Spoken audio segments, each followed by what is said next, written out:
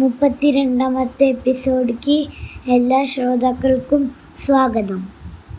Mahabharatam RK. നാരായണൻ്റെ the Mahabharata എന്ന പുസ്തകത്തിനെ ആസ്പദമാക്കി കഴിഞ്ഞ കുറച്ച് ദിവസങ്ങളായി ഞങ്ങൾ പറഞ്ഞുകൊണ്ടിരിക്കുന്ന കഥയിൽ ഇത് 32ാമത്തെ എപ്പിസോഡാണ്. 8ാമത്തെ ചാപ്റ്ററായ വാണ്ടറിങ്സിൽ നമ്മൾ യുധിഷ്ഠിരനും പഞ്ചപാണ്ഡവന്മാരുടെ യുധിഷ്ഠിരനും അനുജന്മാരും കുന്തിദേവിയും വനവാസത്തിലാണ്. വനവാസത്തിലിരിക്കുമ്പോൾ ആരൊക്കെയാണ് കാണാൻ വന്ന? വിതുരൻ വന്നു, വ്യാസൻ വന്നു, ശ്രീകൃഷ്ണൻ വന്നു, അങ്ങനെ കുറച്ച് ആൾക്കാരൊക്കെ വന്നു. വന എന്ന് പറയുമ്പോൾ വനം എന്ന് പറയുമ്പോൾ കാട് എന്നാണ് അർത്ഥം. പണ്ട് ഇന്ത്യയിലുള്ള എല്ലാ സ്ഥലങ്ങളിലും വനത്തിൻ്റെ പേരിലാണ് അറിയപ്പെടുന്നിരുന്നത്. അന്ന് നിറയെ കാടുകളുണ്ടായിരുന്നല്ലോ. അപ്പോൾ ആദ്യം യുധിഷ്ഠിരനും ഒരു പഞ്ചപാണ്ഡവന്മാർ യുധിഷ്ഠിരനും ദ്രൗപദിയും ഭീമനും അർജുനനും നകുലനും സഹദേവനും കുന്തിദേവിയും എല്ലാവരും ദ്വൈതവനത്തിലാണ് താമസിച്ചിരുന്നത്. കുന്തിദേവി ഇല്ല കേട്ടോ. യുധിഷ്ഠിരനും അനുജന്മാരും ദ്രൗപദിയും മാത്രമേ ഉള്ളൂ കേട്ടോ. കുന്തിദേവിനെ ഹസ്തിനപുരത്തിലെ രാജ്യത്തിൽ നിർത്തിയിരിക്കുകയല്ലേ. അപ്പോൾ ദ്വൈതവനത്തിൽ നിന്ന് കാമ്യവനം എന്ന് പറഞ്ഞ സ്ഥലത്തേക്ക് യുധിഷ്ഠിരൻ മാറി. ഇവരെല്ലാവരും കൂടി യുധിഷ്ഠിരന്ന് മാറി. കാരണം എന്താ പറയുന്ന, കുറേ കൂടി ഉള്ളിൽ പോവുക. കടുത്ത കാടാണ്. കൂടുതൽ പുഴകളും കൂടുതൽ മരങ്ങളും കൂടുതൽ തോടുകളും പിന്നെ കുളങ്ങളും ഒക്കെ ഉള്ള സ്ഥലമാണ് കാമ്യവനം. വന എന്ന് പറയുന്നത് തന്നെ കാട് എന്നാണ് അർത്ഥം കേട്ടോ. അപ്പോൾ കാമ്യവനം, വനം എന്ന് പറഞ്ഞാൽ കാട്, കാമ്യ എന്നുള്ള സ്ഥലത്തിൻ്റെ പേര്. ദ്വൈത വനത്തിലായിരുന്നു ആദ്യം ഇവർ താമസിച്ചിരുന്നത്.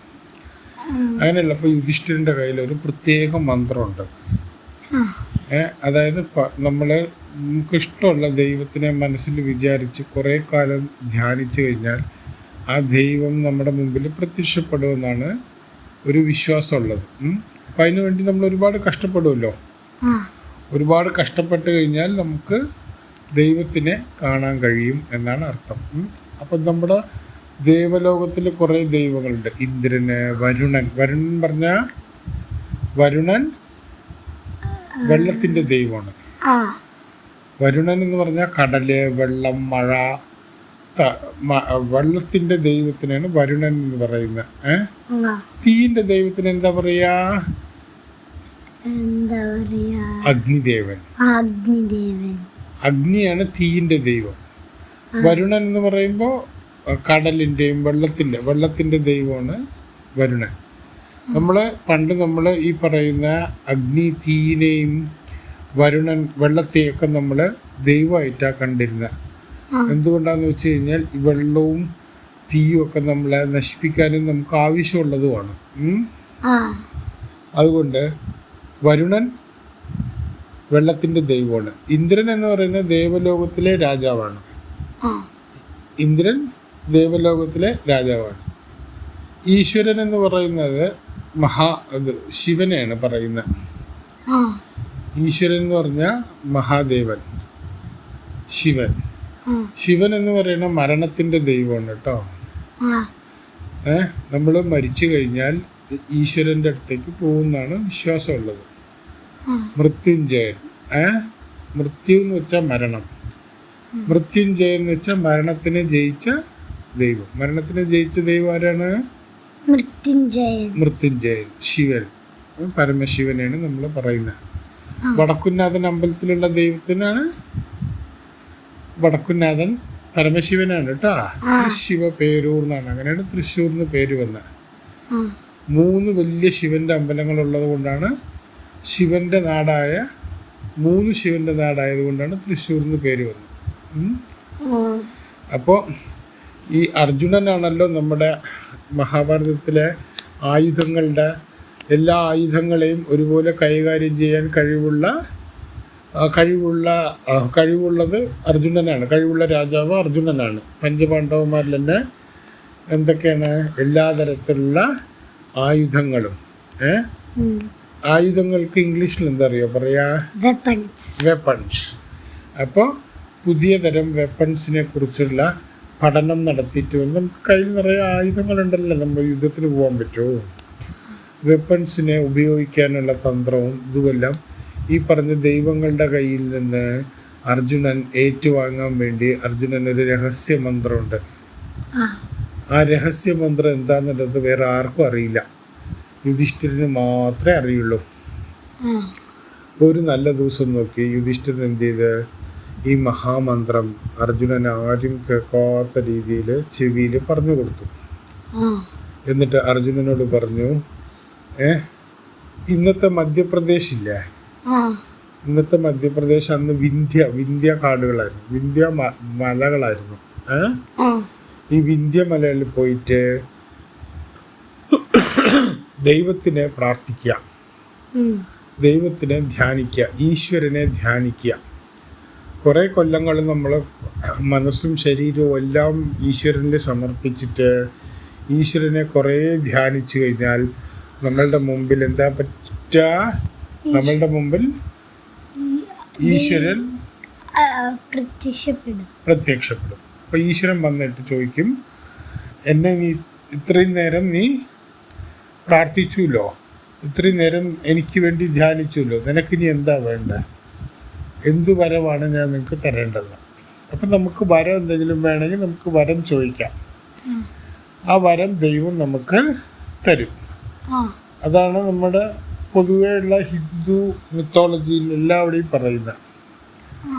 എല്ലാ കഥകളിലും രാമായണത്തിലായാലും മഹാഭാരതത്തിലായാലും ഒക്കെ പറയുന്ന ഒരു കഥ എന്താണെന്ന് വെച്ച് കഴിഞ്ഞാൽ, പറയുന്നൊരു കാര്യം എന്ന് പറയുന്നത്, നമ്മൾ നല്ലോണം ഒരു കാര്യത്തിനെക്കുറിച്ച് ആലോചിച്ച് ധ്യാനിച്ച് ഒരു ദൈവത്തെക്കുറിച്ച് നന്നായി നമ്മൾ മനസ്സിൽ ധ്യാനിച്ചു കഴിഞ്ഞാൽ ആ ദൈവം പ്രത്യക്ഷപ്പെട്ടിട്ട് നമ്മൾ ചോദിക്കുന്ന വരമൊക്കെ തരും. അങ്ങനെ അർജുനൻ എന്ത് ചെയ്തു? അർജുനൻ വിന്ധ്യ എന്ന് പറയുന്ന വിന്ധ്യ കാടുകൾ, ഇന്ത്യയുടെ നടുവിലുള്ള ഭാഗമാണ് വിന്ധ്യ കാടുകളിൽ അർജുനൻ ധ്യാനിക്കാൻ പോയി.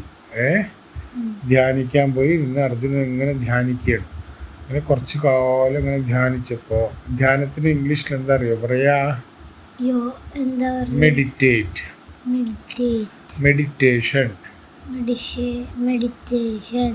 മെഡിറ്റേഷൻ എന്ന് പറഞ്ഞാൽ ധ്യാനിക്കുക. അങ്ങനെ കുറേ ധ്യാനിച്ചു. ആരെയാണ് ധ്യാനിച്ച അർജുനൻ? ഈശ്വരൻ എന്ന് പറയുമ്പോൾ ശിവൻ, പരമശിവൻ, ശിവനെ. അങ്ങനെ കുറച്ചു കാലം ധ്യാനിച്ചപ്പോൾ ശിവൻ എന്ത് ചെയ്ത് ഒരു വേടൻ എന്ന് പറയുന്നത് എന്താ അറിയോ? വേടൻ എന്ന് പറയുന്ന ഹണ്ടർ എന്നാണ് ഇംഗ്ലീഷിൽ പറയാം. വേടൻ എന്ന് പറഞ്ഞാൽ ഹണ്ടറാണ്. ഹണ്ടർ എന്ന് പറയുമ്പോൾ നമ്മുടെ ജീവികളെയൊക്കെ അമ്പ് കൊണ്ടൊക്കെ എയ്ത് കൊല്ലുന്ന ആളാണ് ഹണ്ടർ. ഹണ്ട് ചെയ്യുന്ന ആളാണ് ഹണ്ടർ. അതിനെയാണ് മലയാളത്തിൽ നമ്മൾ വേടൻ എന്ന് പറയുന്നത്. വേടൻ്റെ രൂപത്തിൽ പ്രത്യക്ഷപ്പെട്ടു. ആരാ പ്രത്യക്ഷപ്പെട്ട? ഈശ്വരൻ എന്ന് പറയുന്ന പരമശിവൻ. അങ്ങനെ പ്രത്യക്ഷപ്പെട്ടിട്ട് പശുപത എന്ന് പറയുന്ന ഒരു അസ്ത്രം ആരാണ്? പരമശിവൻ അർജുനന് സംരക്ഷിച്ചു. അർജുനന് സമ്മാനമായിട്ട് കൊടുത്തു. എന്താ കൊടുത്ത? ഒരു അസ്ത്രം. അസ്ത്രം എന്ന് പറഞ്ഞാൽ എന്താ അറിയോ? ഒരു ആയുധം, ഒരു വെപ്പൺ. വെപ്പൺ എന്ന് പറഞ്ഞാൽ അമ്പ് എയ്താൽ പോകുന്നതിനാണ് അസ്ത്രം എന്ന് പറയുന്നത്. വെപ്പൺ. പരമശിവന് ശേഷം ആരൊക്കെ വന്നു അറിയോ? വരുണദേവൻ വന്നു. വരുണദേവൻ എന്ന് വെച്ചാൽ വെള്ളത്തിൻ്റെ ദൈവം. യമദേവന്മാരറിയോ? മരണത്തിൻ്റെ ദൈവമാണ് യമൻ. യമൻ വന്നു. കുബേരൻ ആരറിയോ? കുബേരനാണ് ഏറ്റവും കൂടുതൽ പൈസയുള്ള ആൾ. പൈസയുടെ ദൈവമാണ്. പൈസയുടെ ദൈവത്തിനാണ് കുബേരൻ എന്ന് പറയാം. അങ്ങനെ കുബേരനും വന്നു. കുബേരനും വരുണനും യമനും അങ്ങനെ ഉള്ള എല്ലാവരും വന്നിട്ട് പുതിയ പുതിയ ആയുധങ്ങളും പുതിയ പുതിയ യുദ്ധമുറകളും ആ ആയുധങ്ങൾ എങ്ങനെയൊക്കെ ഉപയോഗിക്കണം എന്നുള്ളതിൻ്റെ ഇതും അർജുനനെ പഠിപ്പിച്ചു കൊടുത്തു. ഏത് പലതരത്തിലുള്ള ആയുധങ്ങൾ ഉപയോഗിക്കാനും. ഇന്ദ്രദേവനാണ് സ്വർഗലോകത്തിലെ രാജാവ്. ദേവലോകത്തിലെ രാജാവാണ് ഇന്ദ്രദേവൻ. ഇന്ദ്രദേവനും ഇവരൊക്കെ വന്നു. ശരിക്ക് ഐതിഹ്യം പറയുന്നത് എന്താ അറിയോ? അർജുനൻ ഇന്ദ്രൻ്റെ മകനാണെന്നാണ് പറയുന്നത്. അച്ഛൻ നേരത്തെ പറഞ്ഞു തന്നിട്ടില്ല, കുന്തി ദേവിക്ക് 5 വരങ്ങൾ കൊടുത്തിട്ടുണ്ടായിരുന്നു എന്നുള്ളത്. അതിലാണ്. അപ്പം അതിലൊരു ഒരു വരവാണ് ഇന്ദ്രൻ്റെ. അങ്ങനെ അർജുനൻ വിന്ധ്യമലകളുടെ ഇവിടെ നിന്ന് ധ്യാനിച്ചിട്ട് പലതരത്തിലുള്ള യുദ്ധവഴികളും യുദ്ധമുറകളും ഒക്കെ പഠിപ്പിച്ചു കൊടുത്തു. എന്നിട്ട് അർജുനനെ ഒരു തേരിലേറ്റി, ഇന്ദ്രൻ്റെ മകനല്ലേ അർജുനൻ, അപ്പോൾ അമരാവതി എന്ന് പറഞ്ഞൊരു നഗരത്തിലേക്ക് കൊണ്ടുപോയി. അതാണ് ഏറ്റവും സുന്ദരമായ നഗരം. ആ നഗരത്തിലെത്തിയ ഉടനെ എന്തു പറ്റി? അർജുനന് എല്ലാതരം കഴിവുകളും എല്ലാ സ്വാതന്ത്ര്യവും എല്ലാ രാജ്യവും എല്ലാം കിട്ടിയ പോലെയായി കേട്ടോ. ഇവിടെ വച്ചിട്ട് നിങ്ങൾക്ക് എല്ലാ തരത്തിലുള്ള പാട്ടും സംഗീതവും ഡാൻസും ഇങ്ങനെയുള്ള എല്ലാ കാര്യങ്ങളും പഠിക്കാൻ പറ്റും, നേടാൻ പറ്റും. ഇങ്ങനെയുള്ള കഴിവുകളും പുതിയ ഇതുമെല്ലാം നേടാൻ പറ്റും എന്ന് പറയും. അങ്ങനെയുള്ളപ്പോൾ ഇന്ദ്രലോകത്തിൽ കുറേ സുന്ദരിമാരുണ്ടല്ലോ. അങ്ങനെ ഒരു സുന്ദരിയാണ് ഉർവശി. ഉർവശി, രംഭ, മേന, തിലോത്തമൊക്കെ ദേവലോകത്തിലെ സുന്ദരിമാരാണ്. ഇവർക്കൊക്കെ ഓരോരോ ദൗത്യങ്ങൾ ഏൽപ്പിച്ച് കൊടുക്കുകയാണ് ഇന്ദ്രൻ ചെയ്യുന്നത്. അങ്ങനെയുള്ള സമയത്ത് എന്തു പറ്റി? അർജുനൻ്റെ കഴിവും അർജുനൻ്റെ തേജസ്സും അർജുനൻ്റെ മറ്റേ അമ്പെയ്യാനുള്ള കഴിവുകളും എല്ലാം കണ്ടിട്ട് ഉർവശിക്ക് അർജുനനോട് ഭയങ്കര സ്നേഹം തോന്നി, ഭയങ്കര പ്രേമം തോന്നി. അപ്പോൾ ഒരു ദിവസം എന്തു പറ്റി? ഉറങ്ങിയോ കണ്ണാ? ഒരു ദിവസം ഒരു രാത്രിയിൽ എന്തു പറ്റി? ഉർവശി ഇങ്ങനെ അർജുനനെ കാണാൻ വരികയാണ്. ഇന്ദ്രൻ്റെ അനുവാദത്തോടു കൂടിയാണ് ചെയ്യുന്നത്. ഇന്ദ്രൻ ശപിച്ചു കഴിഞ്ഞാൽ പിന്നെ ഉർവശിക്ക് നിൽക്കാൻ പറ്റില്ലല്ലോ. ഒരു നല്ലൊരു രാത്രിയിൽ, തണുപ്പുള്ളൊരു രാത്രിയിൽ നല്ല വസ്ത്രങ്ങൾ, പട്ടുവസ്ത്രമാണ്, പട്ടുവസ്ത്രം ധരിച്ചുകൊണ്ട് കുറേ പെർഫ്യൂമും ഇതുമൊക്കെ ഇട്ട് നമ്മുടെ ശരീരത്തിലൊക്കെ നല്ല മണം വരുന്ന രീതിയിലുള്ളതൊക്കെ ഇട്ടിട്ട് അതിസുന്ദരിയായിട്ടുള്ള ഉർവശി അർജുനൻ്റെ അടുത്തേക്ക് വരികയാണ്. എന്നിട്ട് അർജുനൻ്റെ വാതിലുകൾ പതുക്കെ മുട്ടുകയാണ് തുറക്കാൻ. ഉറങ്ങിയോ കണ്ണാ? അടുത്ത എപ്പിസോഡിൽ അർജുനനും ഉർവശിയും തമ്മിലുള്ള സംവാദം നമുക്ക് കേൾക്കാവുന്നതാണ്.